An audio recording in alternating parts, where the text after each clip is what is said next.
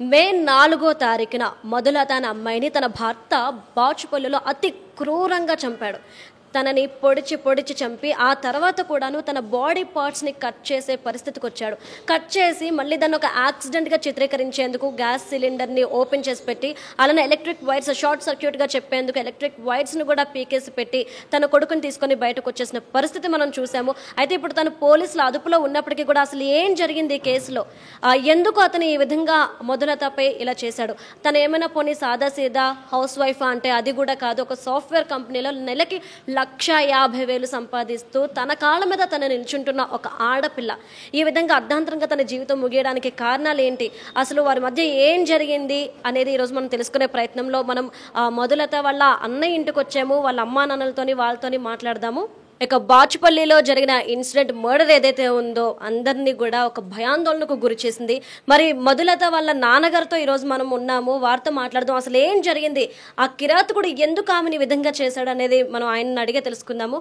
నమస్తే సార్. నమస్తే అమ్మా. మీ పేరు? నా పేరు నారాయణ శ్రీరంగ నాయకులు. నా పేరు. మా మధులత అమ్మాయి నాకు 3వ సంతానం అమ్మ. నా నలుగురిలో 3వ సంతానం ఆమె. ఆమెను ఇంజనీరింగ్ చదివించాను. సాఫ్ట్వేర్ ఉద్యోగిగా ఆమెను ఉద్యోగంలో చేరింది. ఆమె సొంత ప్రయత్నం మీదనే సంపాదించుకుందమ్మా ఉద్యోగం. సంపాదించుకొని మంచి ప్యాకేజీతో ఉద్యోగం చేస్తూ ఉంది.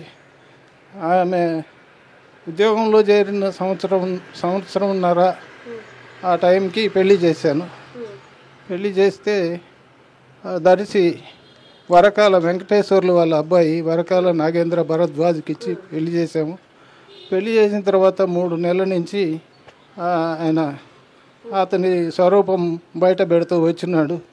3 నెలల నుంచి దేనికో ఒకదానికి కోపం ప్రదర్శించడం. కోపం తగ్గించుకోయా, అలా ఉండకూడదు. సమాజంలో బతుకుతున్నాం, మనం గౌరవంగా ఉండాలి. ఎవరైనా సమాజంలో గౌరవమైన స్థానం ఉండాలని అంటే మనం సమాజాన్ని గౌరవించాలి, మనల్ని సమాజం గౌరవించాలని చెబుతూ వచ్చాను నేను. అతను అదంతా వినేది కాదు. అతనికి ఏ చిన్న విషయానికి కూడా కోపం ప్రదర్శిస్తాడు. అది మాకు కొంత భరించరానిదిగా ఉండేది. ఆ క్రమంలో ఇబ్బంది పడతా అట్నే 3 సంవత్సరాలు ఉంది ఆమె. 3 సంవత్సరాల తర్వాత ఈ బాబు కడుపున పడి ఈయనను కానుపు కోసం మా ఇంటికి వచ్చింది. మా ఇంటికి వచ్చిన తర్వాత ఆమె చెప్పింది, ఇప్పుడు దాకా వాళ్ళకు జీతం వాళ్ళకే ఇచ్చాను, ఇక నుండి నాకు వచ్చిన జీతము నేను ఉంచుకొని నా బాబు క్షేమం కోసం నేను ఉంచుకుంటాను, వాళ్ళకి ఇవ్వను అనింది. సరే అమ్మా, నీ ఇష్టం అన్నాను నేను. నువ్వు ఇలా చెయ్యి అలా చెయ్యి అని చెప్పి నా కూతురు మీద నేను ఆంక్షలు పెట్టలేదు. నీ ఇష్టం, నీకు ఏది మంచిది అనుకుంటే అది చెయ్యి అని. మరి నేను నిన్ను ఇంజనీరింగ్ చదివించానమ్మా, నీ అబ్బాయిని నువ్వేం చదివిస్తావు అని అడిగాను. అడిగితే ఆమె నా కొడుకుని డాక్టర్ని చేస్తాను నాన్న, నీకు ఏమి ఇబ్బంది లేదు, నీకు మంచి పేరు తీసుకొస్తాననింది. ఆ క్రమంలో సరే కానిపోయిన తర్వాత ఈ జీతం ఇవ్వనన్న ఒక కారణం చేత వాళ్ళు జీతం ఇవ్వవా అని చెప్పి గొడవలు పెట్టుకున్నారు. ఆ గొడవలు పెద్ద మనుషుల దాకా వెళ్ళినాయి. పెద్ద మనుషులతో చెప్పించాం. చెప్పిస్తే ఆ పెద్ద మనుషుల వాళ్ళల్లో కూడా గొడవ చేశాడు. సరే కొంత మనసులో బాధగా ఉంది, ఇటువంటి మనస్తత్వం మంచిది కాదని చెప్పి అందుకని మా అమ్మాయిని మా ఇంటి దగ్గరే ఉంచుకున్నాం. మా ఇంటి దగ్గరే ఉంచుకొని మొన్న ఫిబ్రవరిలో వచ్చి మధ్యవర్తిని వాళ్ళ బంధువులు ఆయన తీసుకొచ్చుకున్నాడు. గోనె చిన్న వెంకటేశ్వర్లు అని, ఆయన రిటైర్డ్ హెడ్ కానిస్టేబుల్, ఆయన కనిగిరిలో ఉంటాడు. ఆయన తీసుకొచ్చుకొని ఆయనతో చెప్పి, ఆయన పూర్తిగా ఇక నుండి నీకు భయం లేదు రంగనాయకులు, ఏ ఇబ్బంది లేదు, మీ అమ్మాయిని లక్షణంగా చూసుకుంటాడు, ఏం బాధ లేదు, నేను హామీ అని చెప్పి ఆ గోనె చిన్న వెంకటేశ్వర్లు చెప్పాడు. చెబితే సరేనని చెప్పి ఫిబ్రవరి 22వ తేదీన వాళ్ళను పంపించాను. పంపిస్తే అప్పటి నుంచి బాగానే ఉన్నారు. ఈ అమ్మాయి కూడా మాకేం చెప్పలేదు, ఇబ్బందులు ఉన్నాయని చెప్పలేదు. ఏమన్నా బాధలుగా ఉంటే కొన్ని చెప్పింది. ఏమంటే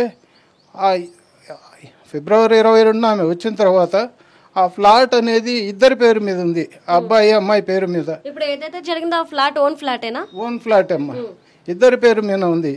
దాన్ని అమ్ముదామని అన్నాడంట ఆయన. అందుకు ఈ అమ్మాయి ఒప్పుకోలే. మనము కష్టపడి కొనుక్కున్నాము, ఇంకా తీర్చుకోవాల్సిన అప్పు ఉంది దీని మీద.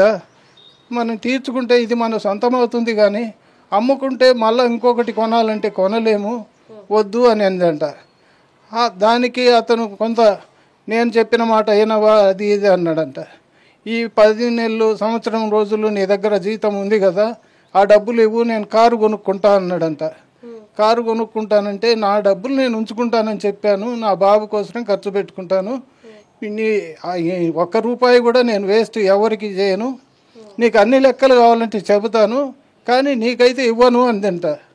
ఇవన్నీ మనసున పెట్టుకొని ఆ రోజు మే 4వ తేదీ రాత్రి ఆమెను కిరాతకంగా పొడిచి చంపి శరీర భాగాలు వేరు చేయాలని కాలు చెయ్యి నరికే ప్రయత్నం చేసి, అది వీలుగాక గ్యాస్ సిలిండర్లు ఓపెన్ చేసి గ్యాస్ సిలిండర్లు పెట్టి అవి పేలిపోవాలని కరెంటు వైర్లు పెట్టి షార్ట్ సర్క్యూట్ చేయాలని చెప్పి ప్రయత్నాలు చేసి అన్నీ పెట్టి వాళ్ళు ఉంటున్న బెడ్రూమ్కు తాళం వేసి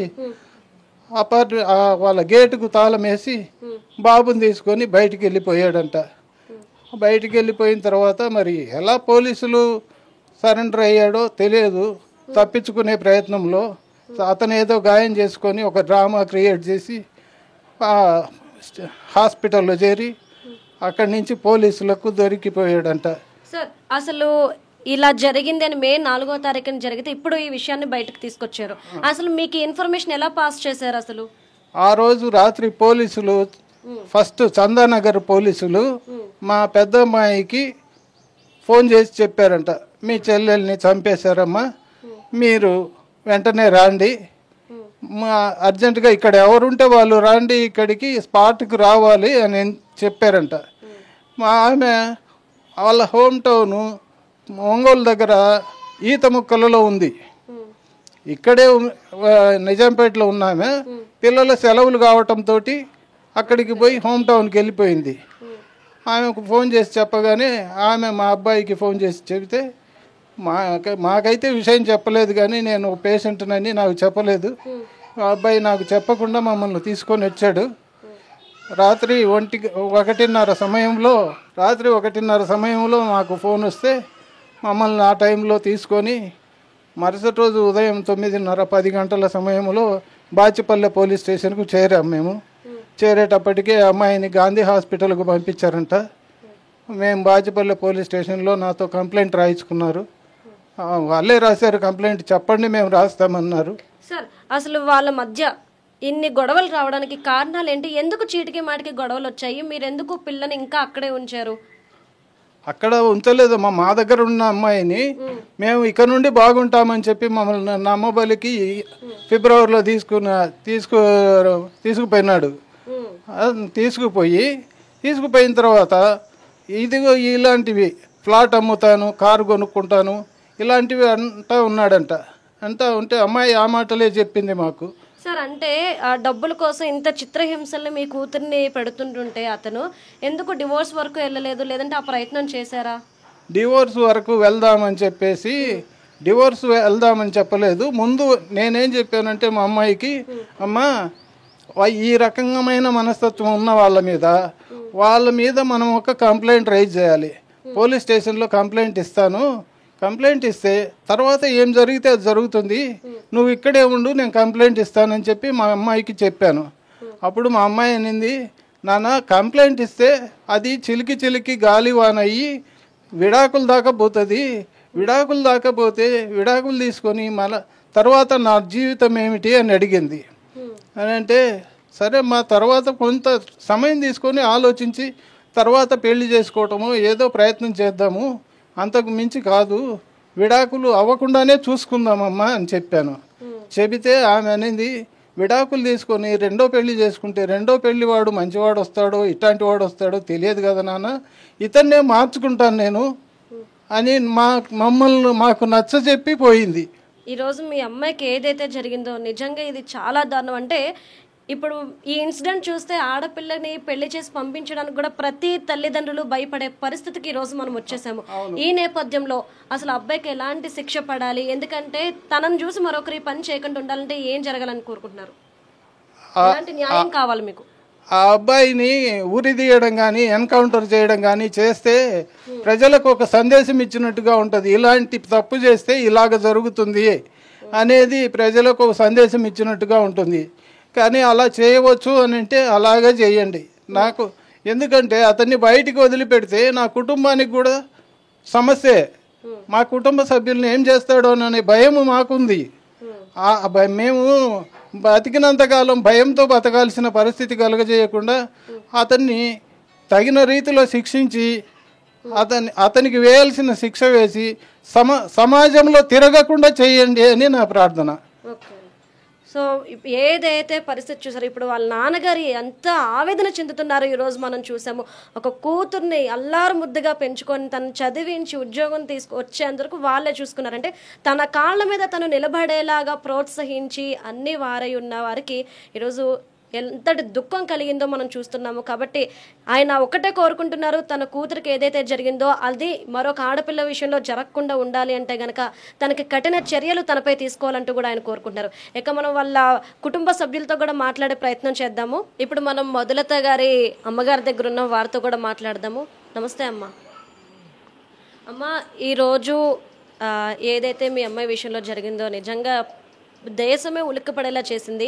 అసలు ఈ సంఘటన అంటే వారిద్దరి మధ్య ఇన్ని గొడవలు రావడానికి కారణం ఏమై ఉంటుంది? అసలు ఇప్పటి వరకు మీకు అమ్మాయి ఏమైనా చెప్పుకుందా తన బాధల గురించి? అత్తారింట్లో ఎలాంటి సమస్యలను ఎదుర్కొంటుందో మీతో ఎప్పుడైనా చెప్పుకుందా? చెప్పిందండి. డబ్బు కోసమే గొడవలు. అమ్మాయి జాబ్ చేస్తుంది, అమ్మాయి శాలరీ ఇస్తుంది, ఇట్లాగే 3 సంవత్సరాలు ఇచ్చింది. ఇంకా ఈ సంవత్సరం గొడవలతోటి బాబు పుట్టాడు, మా దగ్గర వచ్చింది. అప్పటి నుంచి ఉంది 10 నెలల దాకా గొడవలతో పంపలేదు అమ్మాయిని. ఇంకా అన్నీ నచ్చజెప్పి పిలుచుకెళ్ళాడు. చాలా గొడవలు పడ్డారులే. అవే డబ్బు ఇవ్వమని, ఇంకా తీసుకురమ్మని, కొంత కొట్టటము, గొడవలు పట్టడం అన్నీ జరిగాయి. జరిగిన తర్వాత బాగుంటాంలేమని చెప్పానంటే పంచాయతీ పెట్టాము. పంచాయతీలో మాట్లాడించి ఇంకా బాగుంటారని చెప్పి వాళ్ళ అక్క బావ వాళ్ళు చెప్పారు. ఇంకా బాగుంటారు పంపించండి అన్నారు. సరే పంపుదాము. ఆ అమ్మాయి కూడా అమ్మ ఇలా ఉంది పరిస్థితి, అతను దుడుగుగా మీదికి వస్తున్నాడు, మరి ఎట్టుంటాడో ఏమో, వెళ్ళొద్దులేమ్మా అన్నాడు వాళ్ళ నాన్న. లేదు నేను చూసుకుంటాలే, అతనికి నేను నచ్చ చెప్పుకుంటాను, అలా నా మీదికి రాడులే అనింది అమ్మాయి. నేను చూసుకుంటాలే నాన్న, అంత నా మీదికి రాడు, ఇంతవరకు ఎప్పుడు రాలేదు, అతన్ని మార్చుకుంటానని చెప్పి వెళ్ళింది. వెళ్ళిన తర్వాత ఇట్లాగే 2 నెలలు అతను బయట పడాడు. అతని కోపం లోపల కుట్ర పెట్టుకున్నాడు. అమ్మాయి శాలరీ ఇవ్వలేదు, ఇన్నాళ్ళు నా దగ్గరికి రాలేదు అని చెప్పి పెట్టుకున్నాడు. వచ్చాక 2 నెలలు అలా ఉన్నాడు. 3వ నెలలో ఇట్లా గొడవ పెట్టుకున్నాడు. డబ్బు ఇవ్వు, ఇన్నాళ్ళు ఉంచుకున్నాడు, డబ్బు ఇవ్వు, నేను కారు కొనుక్కుంటాను అని చెప్పి అడిగాడు. అమ్మాయి ఇప్పుడు ఎందుకు బాగా నేర్చుకో తర్వాత తీసుకుందామని ఇవ్వలేదు. అట్లా ఘర్షణ జరిగింది. ముందు రోజు నైట్ ఫోన్ చేసింది నాకు, చనిపోయే ముందు రోజు. ఇలా అడుగుతున్నాడు, కారు కొనాలా, డబ్బులు ఇవ్వమని. అంటే ఇప్పుడే వద్దులే తీసుకుందామని చెప్పాను. నన్ను డబ్బులు అడగద్దంటే కొంత అడుగుతున్నాడంట, నన్ను అడగద్దని చెప్పింది. ఇలా ఘర్షణ పడ్డారు. ఊరికి వెళ్దామన్నాడు. వాళ్ళ ఊరికి మీ ఊరికి నేను రాను ఇప్పుడే, మీ నాన్నగారు ఏదేదో మాట్లాడాడు, నన్ను బాధ పెట్టాడు, అక్కడికి ఇప్పుడు రాను, నేను మా ఊరికి వెళ్తాను, ఓట్లు ఉన్నాయి. అమ్మ, అంటే భర్త ఒక్కడే ఈ విధంగా ఆమెని హింసించేవాడా, లేదంటే అత్తమామల దగ్గర నుండి కూడా ఈమెకి ఏదైనా సపోర్ట్ దొరికేదా, లేదంటే వాళ్ళు కూడా ఏమైనా చిత్రహింసలకు గురి చేసేవారా? లేదు, ఈ చావులో వాళ్ళే సపోర్టు, చంపమని. ఆ అమ్మ నాన్న మాట లేకుండా అతను ఏమి చెయ్యడు. అతనే వాళ్ళ అమ్మ నాన్న సపోర్ట్ ఉంది, వాళ్ళ అక్క బావ సపోర్ట్ ఉంది. అమెరికాలో అక్క బావ ఉన్నారు. వాళ్ళ మాట లేనిది అతను ఏమి చెయ్యడు. వాళ్ళ మాట ఉంది. వాళ్ళను కూడా జైల్లో వేయాలి వాళ్ళ అమ్మ నాన్న. ఇంత హత్య చేసిన తర్వాత బాబుని తీసుకెళ్లి తన స్నేహితుడికి ఇచ్చేవాడు. బాబు బాధ్యతలంతా కూడా దగ్గరుండి నువ్వే చూసుకోవాలని చెప్పేసి అన్నాడని తెలుస్తుంది. తన స్నేహితుడి దగ్గరికి వెళ్ళి ఇదంతా చెప్పారు అని అంటున్నారు. అతనికి ఊరికే ఇచ్చాడు బాబు, అంతే. అక్కడ ఉంచలేడు కదా ఒక్కడిని, తీసుకుపోయి అక్కడ ఇచ్చాడు, సరెండర్ అయ్యాడు. అంతేగాని వాళ్ళెవరు చూస్తారు బాబుని? ఎవరికొరికి ఇవ్వాలి కాబట్టి ఇచ్చారు. ఆ స్టేషన్లో ఇచ్చాడు. ఇస్తే మా వాళ్ళు వెళ్ళి తీసుకొచ్చారు బాబుని, ఇచ్చాడు మాకు. అది వాళ్ళకి ఇవ్వరు కదా. మరి ఇంత జరుగుతున్న మధులత వల్ల అత్త మామలు ఇప్పుడు ఏమంటున్నారు? అసలు ఈ కొడుకు చేసిన పనికి వారు ఏమైనా సమాధానం చెప్తున్నారా? వాళ్ళు మాతో అసలు ఫోన్లో మాట్లాడలేదు, అమ్మాయి చనిపోయాక వచ్చి చూడలేదు, బాబు ఎలా ఉన్నాడని చూడలేదు, ఫోను లేదు, కనీసం తెలిసిన వాళ్ళతో కూడా ఫోన్ చేసి కనుక్కోలేదు ఎలా ఉన్నారని. వాళ్ళు అసలు కలవలేదు. పైపెచ్చు అక్కడికి వెళ్ళి కొడుకు నిడిపించుకోవటానికి తిరుగుతున్నాడు అతను. తన కోడల విషయంలో ఎంత జరిగినా గానీ కేవలం ఇంకా కొడుకుని బయటికి తీసుకురావాలి, కొడుకుని సేవ్ చేసుకోవాలని మాత్రమే తల్లిదండ్రులు చూస్తున్నారు. పిల్లకి జరిగిన అన్యాయం గురించి, బాబు గురించి కూడా ఇప్పుడు వచ్చి ఏం పట్టించుకోలేదు. ఏమీ లేదు. పైపెచ్చు తప్పు జరిగింది, ఇద్దరి వైపు జరిగితే వచ్చిద్ది గొడవ, చప్పట్లు ఇద్దరు కొడితే కదా వచ్చేది, ఒకరికి రాదు అని సమర్థిస్తున్నాడు వాళ్ళ. మరి అలాంటి అన్నప్పుడు, అలా సమర్థించినప్పుడు మరి ఈమె కూడా ఇతనిపై ఏదైనా కత్తి తీసుకొని ఏదైనా చేసి గొడవ చేయాలి కదా. మరి అలా జరగలేదు. తన కొడుకు ఇదంతా చేశారు కదా, మరి దీనికి ఏమంటున్నాడు ఆయన? ఆయన మనతో మాట్లాడితే కదా ఆ మాట అంటున్నాడంటే ఎవరితోనూ. ఇప్పుడు ఇద్దరు చేశారన్నప్పుడు ఒకరు చచ్చారు, ఇంకొకరు చావాలి కదా, మరి కొడుకుని చంపమనండి, అది కరెక్ట్ కదా. మనతో మాట్లాడలే, ఎవరితో అన్నాడంట. మరి ఇద్దరు తప్పు చేశారు. మా అమ్మాయి చంపేంత తప్పు ఏం చేసిందో నాకు అర్థం కావట్లేదు. చిన్న చిన్న వాదనలే, ఆ డబ్బుల వాదనలే, డబ్బులు ఇవ్వలేదని అదొకటి. వాళ్ళు ఊరికి పోదామంటే అన్నాడంట అక్కడ, మా అమ్మాయి ఫంక్షన్ ఉంది వెళ్తాననిందంట, వెళ్ళొద్దు అని అన్నాడంట, గొడవ పెట్టుకున్నాడు. అది డబ్బులు ఇవ్వలేదని గొడవ. మరి ఇప్పుడు బాబు పరిస్థితి ఏంటమ్మా? ఇప్పుడు తండ్రి చూస్తే జైల్లో ఉన్నాడు, తల్లి చూస్తే లేదు. చిన్న వయసు పాలు తాగే వయసులో తల్లికి దూరమైన బాబు పరిస్థితి ఏంటి? ఎవరు తీసుకుంటారు మరి ఆ బాధ్యతలు? ఇంకా అదే కదా మా బాధ. చిన్న బాబు వాడు పాలు తాగట్లేదు, తల్లి మీద బెంగతోటి. వాళ్ళకి ఏం అర్థం అవుతుందో అసలు పరిస్థితి? కొడుకు నిడిపించుకొని తిరుగుతున్నాడు కదా, బాబు ఎట్లా ఉన్నాడు, వాళ్ళకి ఇంత అమ్మాయి అన్యాయం అయిపోయింది మా వల్ల అనేది వాళ్ళకి సానుభూతి బాధ లేదు అసలు. అసలు పట్టించుకోవట్లేదు. ఇంకా బాబుని ఎవరు మేము చూసుకోవాలి, వాళ్ళకి అప్పగీయలేం కదండి. అమ్మాయిని చంపిన వాళ్ళకి బాబు ఇవ్వాలా? ఏం చేస్తారేమో కూడా. మరి అంతేగమ్మా, ఎట్లా ఇస్తాము మేము? ఎట్లా మా కష్టం ఎలాగో మా చేతనైన వాళ్ళు మేమే ఎక్క తీసుకురావాలి బాబును. చేసేదేముంది, మేము తగ్గాము, ఎలా చేయాలని మాకు అదే బాధ ఉంది. అమ్మాయి ఇప్పుడు మీరు పడుతున్న, ఒక తల్లిగా మీరు పడుతున్న బాధ నిజంగా ఇది ఎలా చెప్పాలో కూడా మాకు అర్థం కావట్లేదు. ఇలాంటి బాధ మరో తల్లికి రాకుండా ఉండాలి అంటే అసలు అతనికి ఎలాంటి శిక్ష పడాలని మీరు కోరుకుంటున్నారు? మీ కూతురికి జరిగిన అన్యాయానికి ఎలాంటి న్యాయం జరగాలనుకుంటున్నారు? నా కూతురికి జరిగిన అన్యాయానికి మనవడికి కూతురికి న్యాయం జరగాలి. అక్కడ ఉండే ఆస్తి అబ్బాయికి రాసి ఇవ్వాలి. అబ్బాయి చిన్న బాబుకు రాసిస్తే వాడిని ఎలాగో మేము పెంచుతాం. ఇప్పుడు ఇంత అన్యాయం జరిగి ఒకవేళ వాళ్ళు అడిగిన ఇవ్వలేం కదా, బాబును కూడా చేస్తారేమో. అందుకు అతను మా కోర్టు అలా బాబుకు న్యాయం చెయ్యాలి. ఇస్తే ఎలాగో మేము బాబుని సాగుతాం. మా అమ్మాయికి అన్యాయం జరిగింది, ఘోరమైన అన్యాయం జరిగింది. పోతే వాడికి శిక్ష పడాలి, బయటికి రాకూడదు. వాళ్ళ నాన్న ప్రయత్నం చేస్తున్నాడు తీయటానికి బయటికి. వాళ్ళు ఏమనుకోవాలి, ఇంత జరిగితే వాళ్ళ బిడ్డ అయితే ఒకటి, మా బిడ్డ అయితే ఒకటా? ఇంత ఘోరం చేశాడే, వాడు ఉంటేనేం లేకపోతేనేం అనుకుంటారుగా ఎవరైనా.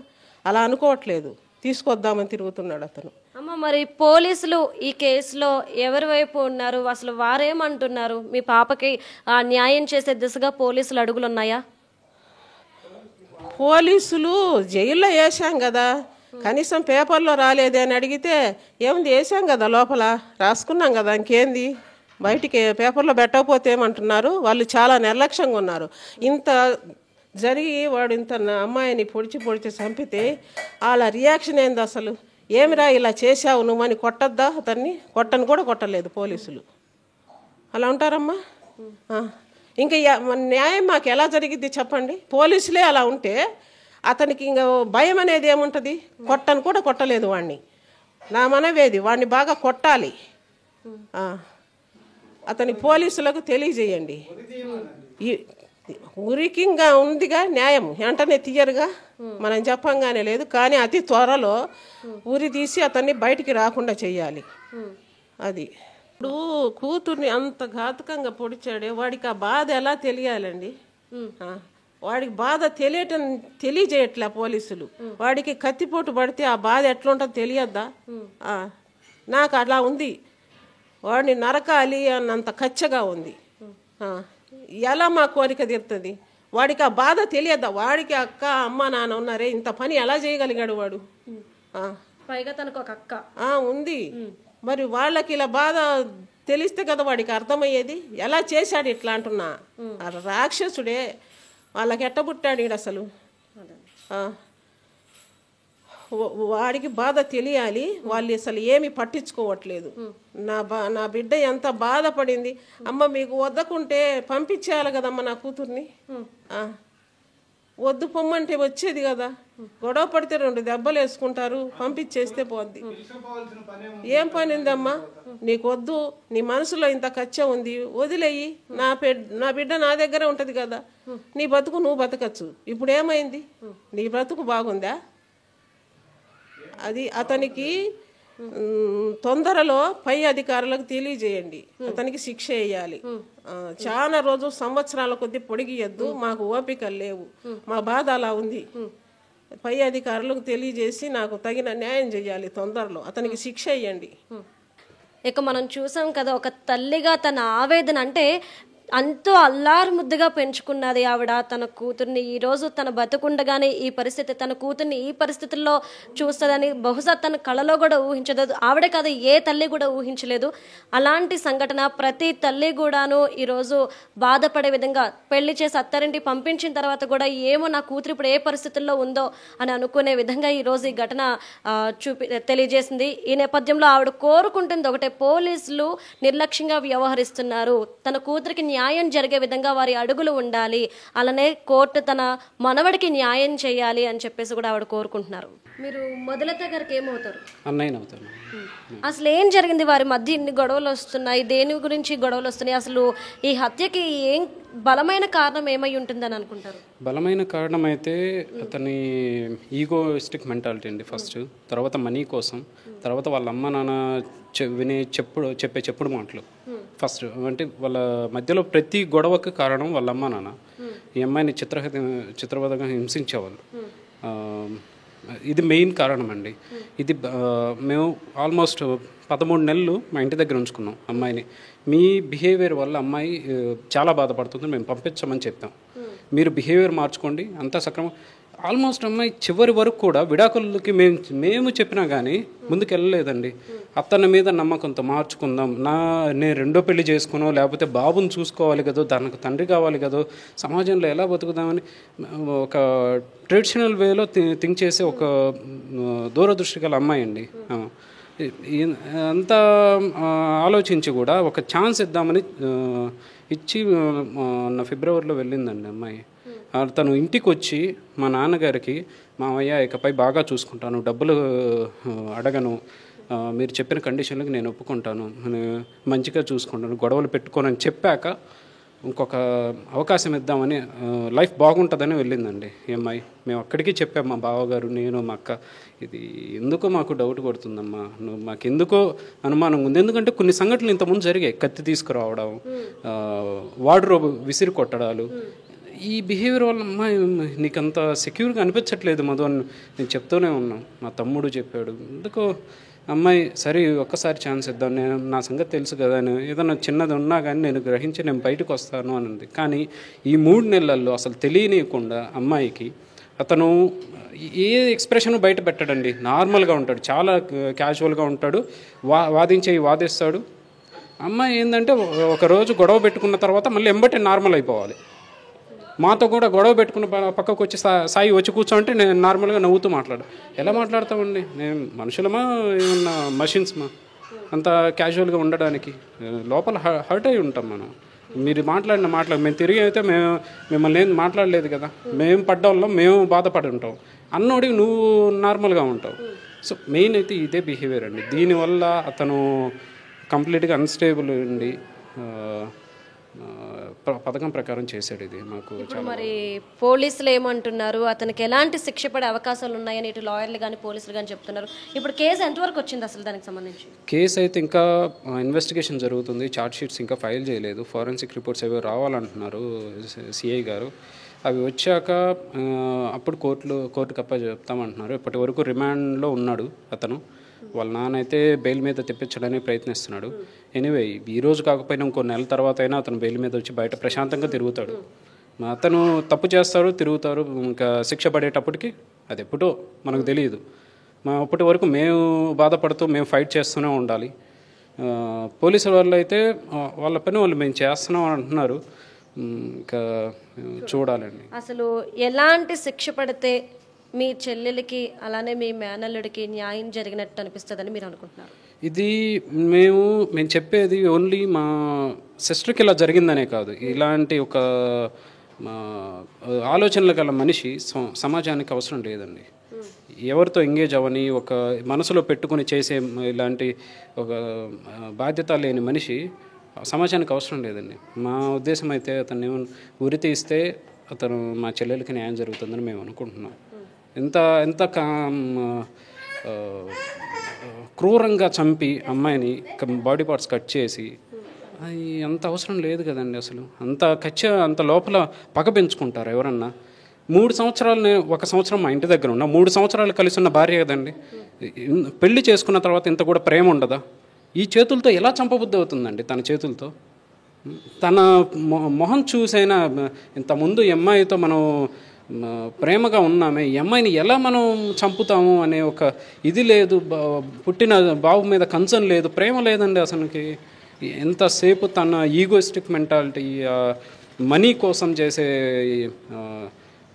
తన మెంటాలిటీతో ఇది జరిగిందండి. అసలు అతను బుద్ధి కరెక్ట్ కాదు, వాళ్ళ తల్లిదండ్రుల పెంపకం కరెక్ట్ కాదు.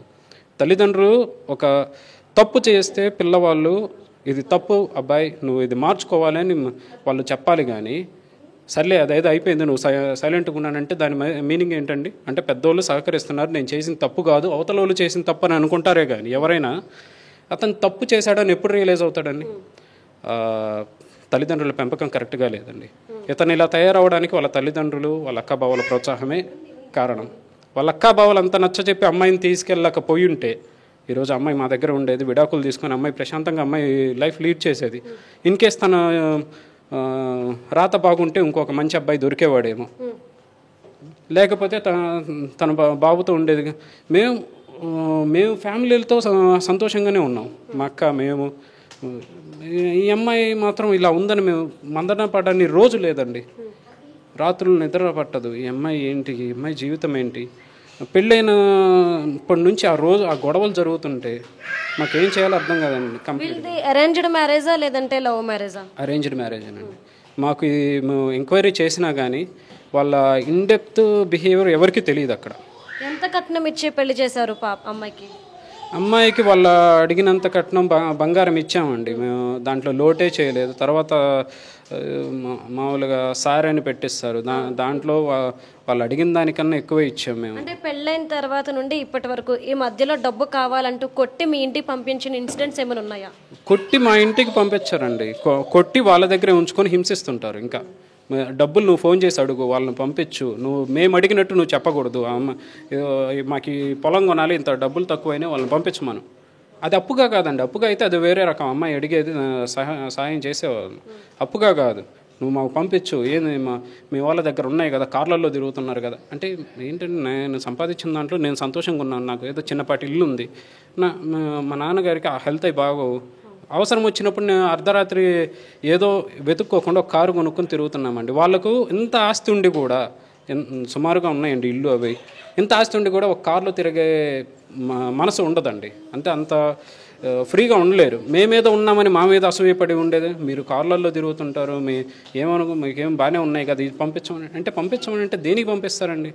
మీ సంపాదన మీది, మా సంపాదన మాది.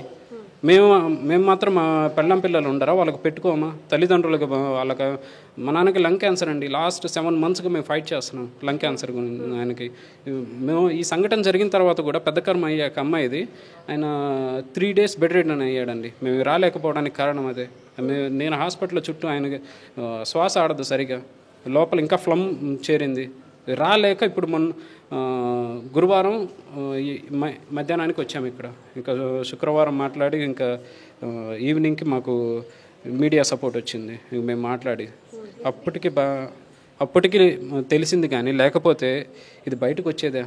మేము అక్కడే ఉండింటే బయటకు వచ్చేదా? ఇది మేము చెప్పకపోయి ఉంటే ఇది అసలు వచ్చేదేనా? అంత గోప్యంగా ఉంచాల్సిన అవసరం ఏముంది దీంట్లో? ఇంత పెద్ద సంఘటన ఇంత క్రూరంగా చేశారు, సమాజానికి తెలియాలి కదండి. సార్ అంటే అంత క్రూరంగా, అంటే ఒక మనిషిని చంపేసి, కత్తితో పొడిచి చంపేసి ఇంకా ఆ బాడీ పార్ట్స్ని కట్ చేయాలన్నంత క్రూరంగా అతను తన మీద ప్రవర్తించాడు అంటే ఇలాంటి మనస్తత్వం ఉన్నందుకు వాళ్ళ తల్లిదండ్రులు కూడా తనకి నచ్చజెప్పే ప్రయత్నం చేయలేదా అసలు? అతను చేసింది లేదండి. చేసుంటే ఇంత దూరం ఎందుకు వస్తుంది? వాళ్ళు నచ్చ చెప్పరండి. ఇప్పటికి కూడా అతను ఏమన్నా రియలైజ్ అయ్యారా తప్పు జరిగింది మా వల్ల అని? లేదండి. బెయిల్ పెట్టుకుని బయటికి తిరుగుతున్నారు. మా బంధువులతో ఒక ఆయనతో మేము అక్కడ ఉన్నంత వరకు మేము గ్రూప్స్లో, మాకు తెలిసిన ఫ్యామిలీ గ్రూప్స్లో అలా తెలిసిన కమ్యూనిటీ నుంచి పంపించామండి. ఈ అమ్మాయి మా చెల్లెలు ఇలా జరిగింది, ఆమె ఒక స్టోరీ రాసి పంపిస్తే మీరు గ్రూప్లో ఎందుకు పెట్టాను, గ్రూప్ అడ్మిన్కి ఫోన్ చేసి బెదిరిస్తున్నాడండి. అతను షాప్కి వెళ్ళి మనుషులను తీసుకుని బెదిరించాడంటే మీరు ఏం తెలుసుకో పని లేదో, నన్ను అడగ పని లేదో, నన్ను అడగకుండా పెడతారా? అబ్బాయి చేశాడు, చట్టం చూసుకుంటుంది, మీరు ఎందుకు పెడతారు అంటే వాస్తవమే కదా. అతను పెట్టడంలో దాంట్లో తప్పే. సమాజం ప్రశ్నించడం కూడా వాళ్ళకి నచ్చట్లేదు. అదేనండి, అది ప్రశ్నించకూడదు, వాళ్ళది తెలియకూడదు ఎవరికి తప్పనేది. అలాంటి బిహేవియర్ అతనిది. దాచిపెట్టి ఎలాగోలా ఏదో ఒకటి చేసి అతన్ని బయటికి తెచ్చుకోవాలి. అక్కడ తప్పు చేసామని రిగ్రెట్ ఎక్కడ ఉందండి? ఇన్ని రోజులైంది, దాదాపు 24 days ఏమో అయిందండి. బాబు ఎలా ఉన్నాడు, మీరు అసలు క్రిమిషన్ ఎలా చేశారు, ఎక్కడ చేశారు, ఒక క్వశ్చన్ లేదండి. మా బంధువుల్లో కానీ మాకు కానీ ఒక కాల్ లేదు. వాళ్ళ బంధువుల నుంచి ఎవరి దగ్గర నుంచి లేదండి. వాళ్ళు ఆల్మోస్ట్ వదిలేశారు. ఆ అమ్మాయి ప్లాన్డ్గా చంపాలనుకున్నారు, చంపారు. ఇప్పుడు బయటికి తీసుకురావాలనుకుంటున్నారు, తీసుకొస్తారు. మేము సామాన్యులమండి. మేము చేయాలనుకుంది మేము కోర్టుల చుట్టూ, లాయర్ల చుట్టూ తిరిగి మేము న్యాయం కోసం ఫైట్ చేస్తాం. అంతవరకు ఫైట్ చేస్తూనే ఉంటామండి, వాళ్ళకు న్యాయం జరిగేంత వరకు. ఖచ్చితంగా అండి, మీకు న్యాయం జరగాలని మేము కూడా కోరుకుంటున్నాము. సో విన్నారు కదా మధులత విషయంలో ఏం జరిగింది, తనని ఎంత క్రూరంగా హింసించేవారు, అత్తమామలు, ఆడపడుచు, భర్త, వీళ్ళందరి నుండి ఎలాంటి సమస్యలను ఎదుర్కొంది ఒక ఆడపిల్ల అనేది ఈరోజు వాళ్ళ తల్లిదండ్రులు, వాళ్ళ అన్నయ్య చెప్పిందే విన్నారు. వాళ్ళు న్యాయం కావాలని చెప్పి కోరుకున్నారు. ఒక మనిషి డబ్బు మీద ఎంత ఆశ పెంచుకుంటే వారు ఎంత నీచంగా ప్రవర్తిస్తారు అనడానికి ఇది ఒక నిదర్శనం. నిజానికి మన పెద్దవాళ్ళు ఎప్పుడు ఒకటే చెప్తూ ఉంటారు, మనం బతకడానికి డబ్బు సంపాదించుకోలే కానీ మన డబ్బు కోసమే మనం బ్రతకకూడదు అని చెప్తూ ఉంటారు. నిజంగా మనం బ్రతికేదే డబ్బు కోసం అయితే గనక ఒక మనిషి ఎంత నీచానికి ఒడిగడతాడో, ఎంత క్రూరంగా మారతాడో అనడానికి ఈ రోజు మధులతకి ఏదైతే జరిగిందో అదే నిదర్శనంగా నిలుస్తుంది. కాబట్టి ప్రతి ఒక్కరు కూడా మధులతకైతే న్యాయం జరగాలని చెప్పేసి కోరుకున్నాం. అలానే పోలీసులు కూడాను మధులత కేసులో పాజిటివ్గా ఉండాలని చెప్పి తనకి త్వరగా న్యాయం జరగాలని చెప్పేసి అయితే కోరుకుందాం.